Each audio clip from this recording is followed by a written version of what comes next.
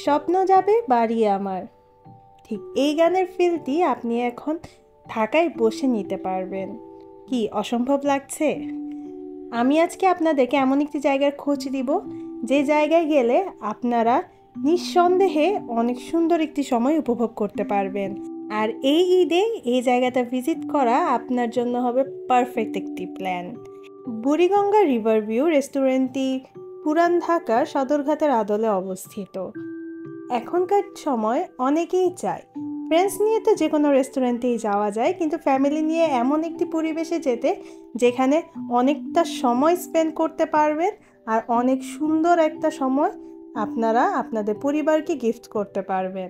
তবে আমি বলবো এই বুড়িগঙ্গা রিভার ভিউ সেটার জন্য পারফেক্ট একটি প্লেস হবে। Straight to food menu.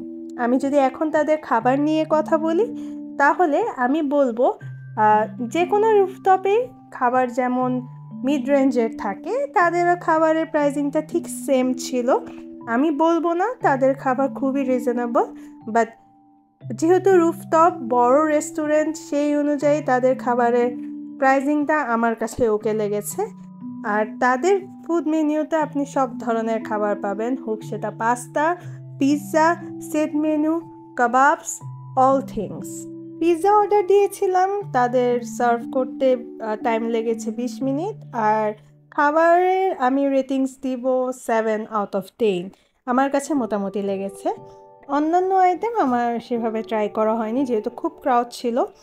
আর কোনো রেস্টুরেন্টে যদি আপনি খাবারের সাথে এত সুন্দর একটা সিনারিও উপভোগ করতে পারেন, তাহলে তো কথাই নেই।